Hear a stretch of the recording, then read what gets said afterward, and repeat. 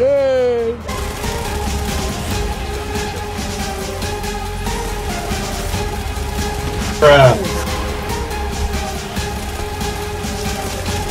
Another one.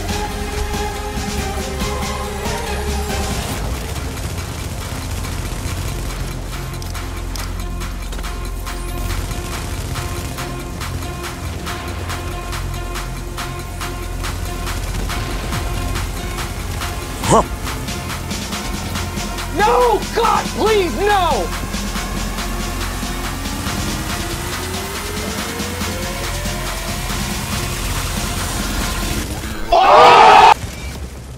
What is going on, everybody? It is your boy Nothing But Skills, and today I'm bringing you another division video. Today's video is going to be the build that a lot of you guys have been asking me for. You guys said, I don't have 6 pieces of classified. Can you please make a build skills? This build video is for you guys. If you guys haven't seen the full gameplay, head over to my Twitch. I'll put a link to that in the description, and you can see the full gameplay of me playing this. I think I averaged around 20 plus kills. I think even one game I had around 30. So this build is very possible to drop big numbers. So if you guys want to see that gameplay, head over to my Twitch. We're going to get into this build pretty quick. I just want to say thank you guys for all the support. Remember, if you're new to my channel and this is the first time you're watching a video, hit that subscribe button. If you guys enjoyed this video, hit the thumbs up, and as always, if you have any questions after watching this build video, use the comment section down below. So let's get into the build, guys. The first thing you'll notice, I'm running a little bit of everything. My primary firepower is 471,000. That's firearms of 7,000. My toughness is around 468,000. That's stamina of 5,800. And my skill power is at 96,000. That's electronics of 2,900. So what we're going to do is we're going to go right into the build, and then we'll talk about what each piece does. So the first piece is the Barrett's Bulletproof Vest. I chose this piece because it works really good with the setup I have. What the Barrett's Bulletproof Vest does is no skills on cooldown increases my skill power by 10%, 1 skill on cooldown increases my damage by 5%, and then 2 skills on cooldown increases my armor by 10%. This chest piece is rolled firearms. Major attributes are health and exotic damage resilience, and then I have ammo capacity on here. For the mods, I'm running firearm mods with critical hit chance. For my mask, I'm running a Predator's Mark mask, and I'm running 2 pieces of Predator's Mark, and the reason why is because I want to unlock set bonus 2, which is 10% reload speed, and set bonus 3, which is an additional 8% assault rifle damage and an additional 8% SMG damage. Now, how am I able to do this with just running 2 pieces of Predator's Mark? That's why you need a Ninja Bike backpack, and we'll get into that in just a second. It's rolled stamina. It has major attribute of 4% critical hit chance and a minor attribute of 12% damage to elites. Now, since I focused this build more on PvP, you don't need the damage to elites. I was only able to reroll 2 items. I needed to roll stamina on here and critical hit chance. So damage to elite on my minor attribute had to stay there. If I could change this out, I would probably put something like burn resistance. For the mods, I'm running firearm mods with 1% critical hit chance. For the knee pads, I'm running Banshee Shadow knee pads, and I'm running 2 pieces of this, and it's to unlock the set bonus 3. What set bonus 2 gives you is 20% looted DZ funds, which nobody really cares about, and I hope one day that they change this, but you're really after set bonus 3. 10% damage to targets out of cover. So you're going to get that 10% damage anytime someone is out of cover, which is 95% of the time when you're PvPing. So as long as they're out of cover, you're going to get that boost of 10% damage, which is why this build hits really hard. It's rolled stamina, it has critical hit damage, bleed resistance, shock resistance, and burn resistance. I think those 3 minor attributes are the perfect attributes you would want to have on your knee pads, because a lot of people throw grenades, so the bleed resistance is going to help with that. The shock resistance is going to help with the shock grenades and then the shock turrets, and then burn resistance is going to help with the flame turrets and the flame grenades. For the mods, I'm running a stamina mod with 1% critical hit chance, and then a performance mod with 6% first aid self heal. Now, if you feel like you're too squishy, you could roll health on here. I want to have just a little bit more damage, so I rolled critical hit damage on my knee pads. For the holster, I'm running another Banshee piece, and the major attribute is 4% critical hit chance. I'm stacking critical hit chance on all my pieces because this build is built around critical hit chance and critical hit damage, which most of your PvP builds will be. For the mods, I'm running a performance mod with 6% first aid self heal. For the gloves, this is the second piece of Predator Mark. They're rolled firearms. They have SMG damage, critical hit damage, or critical hit chance. Now, if you want to use an M4 with this build, just switch out the SMG damage for assault rifle damage. Now, the main piece of this build is the Ninja Bike messenger bag. Now, why is it so good? What the Ninja Bike messenger bag does is it slots in any equipped gear set item to fulfill requirements towards unlocking gear set bonuses. It can unlock bonuses from multiple sets simultaneously. It cannot unlock classified gear set bonuses. So what it means by cannot unlock classified gear set bonuses, that's bonus 5 and 6. You can still pair up the Ninja Bike messenger bag with classified pieces, they will only unlock up to the set 4 bonus. They will not unlock classified gear pieces 5 and 6 bonuses. So you can't stack 5 pieces and unlock the 6-piece Predator Marker, 6-piece Nomad, or you can't even put 4 pieces in a Ninja Bike backpack and unlock 5 pieces. It doesn't work like that. You can only use up to 3 pieces of one item to get the 4-piece bonus. The way this Ninja Bike messenger bag is rolled is I have firearms, the major attribute is health, minor attribute is disrupt resistance. Now if you want to roll critical hit damage on here, you can. I left health on here because I wanted to have a little bit more toughness, so I have critical hit damage on my knee pads and then I have health on my Ninja Bike messenger bag. For the mods, I have stamina mods with 1% critical hit chance,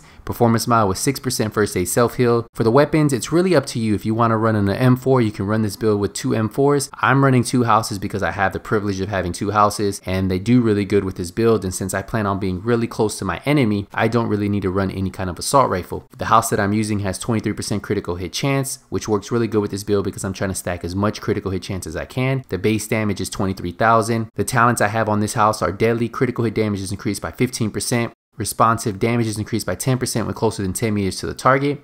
And then also card counter. One half of the magazine does 20% increased damage. The half that deals increased damage flips after 15 seconds or when the magazine is empty. That's why this is probably one of the best guns in the game right now. And if you have a chance of getting one, I recommend using it even if it has bad talents. You can reroll one of the talents and that way at least you have 2 talents instead of no house. For the second house, the talents I'm running are Unforgiving. Missing health segments increase your damage. 1 missing segment is an additional 10% damage. 2 missing segments is an additional 25% damage. And then of course Deadly. Critical hit damage is increased by 15%.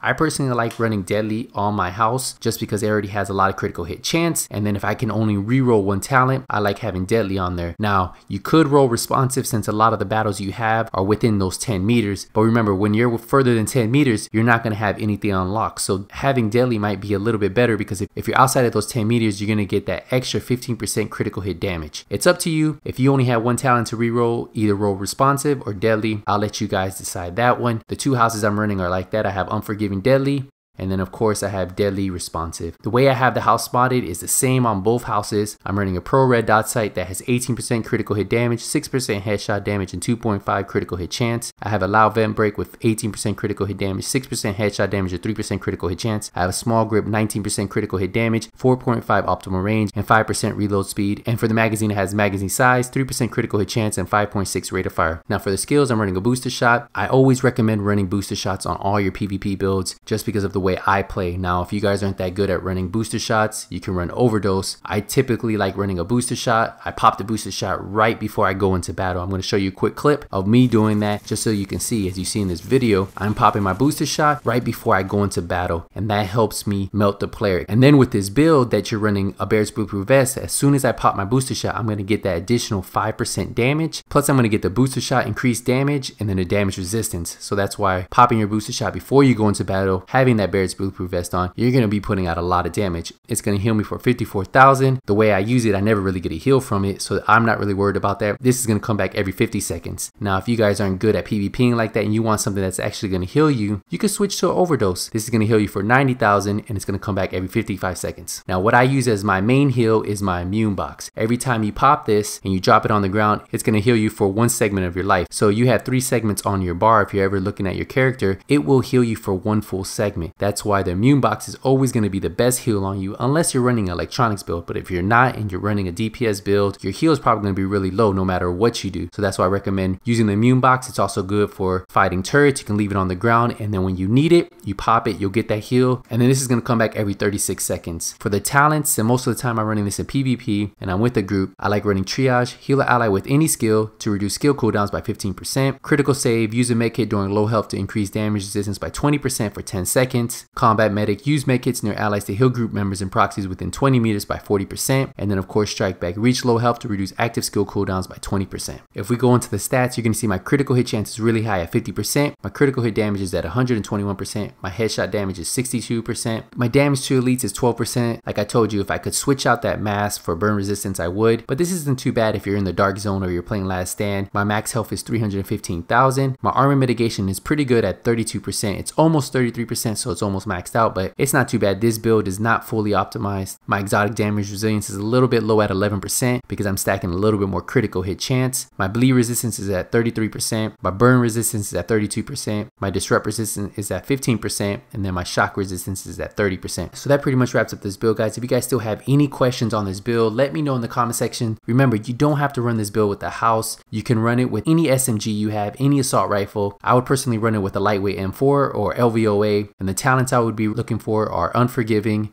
Deadly, and Responsive. And then if I didn't have a good lightweight M4 or I didn't have a good LVOA, I would use an MP5 ST or Navy MP5. The base damage isn't too bad. It's only 3k less than the house. The critical hit chance will be maxed out at the same once you fully optimize it. And then run Unforgiving, Deadly, and Responsive, and you have yourself a really good SMG. Remember, if you guys have any questions, use the comment section down below. If you guys enjoyed this video, hit the thumbs up. And if you're new to my channel, this is the first time you're watching a video, hit that subscribe button. I just want to thank you guys again. And remember, if you don't see me in Last Stand, if you don't see me in Skirmish, if you don't see me in the Dark Zone, it's only a matter of time. Nothing but skills is out.